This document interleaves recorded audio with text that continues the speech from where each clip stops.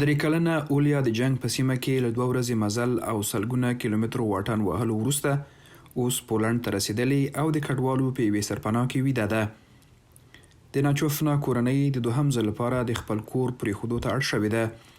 په 2014 کال کې دوی د لوهانسک له ښار څخه چې د اوکراین په ختیځ کې پروت دی او د روسي پلوه بیلتون پالو لخوا ونیول شو، کیف ته وتښتېدل.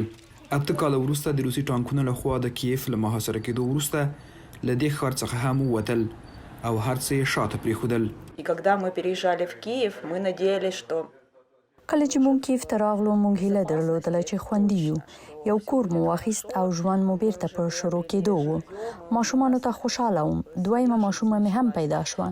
اوس چې دغه حالت بیا تکراریږي هیڅ باور نشم کولای چې دغه کار دې په 21مې پیړۍ کې رامنځته شي. د ماریا خاوند په اوکراین کې پاتې شوی چې د روسانو پر ضد جنګ کې برخه واخلي.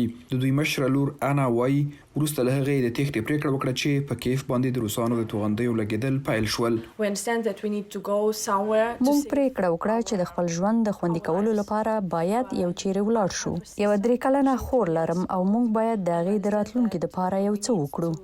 دغې کورنۍ خپل سفري بکسونه ډک کړل او د کیف مترو سټیشن ته ولاړل. انا د خپل مهاجرت دغه لنډې ویډیوګانې هم ثبت کړي دي. 7 کلنه تاتیانا ناوهوفنا د شوروي اتحاد او د اوکراین د خپلواکۍ د اخیستو وختونه په یاد لري، خو اوس د خپل کور پرېښودلو ته اړ شوې ده. زه د دې موضوع په هکله د اوښکو له تویېدو پرته خبرې نشم کولای.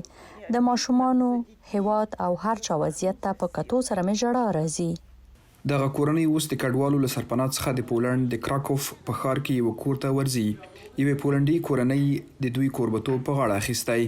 کوربنه یې کرستینا لیتوکافسکي د ټرین په تمځای کې ورته منتظره ده.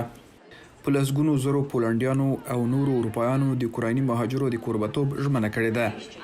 کرستینیا چې د هسپانیا تابعیت لري او میړه یې پولنډي دی، وایي د انساني عاطفې له مخې له کډوالو سره مرسته کوي.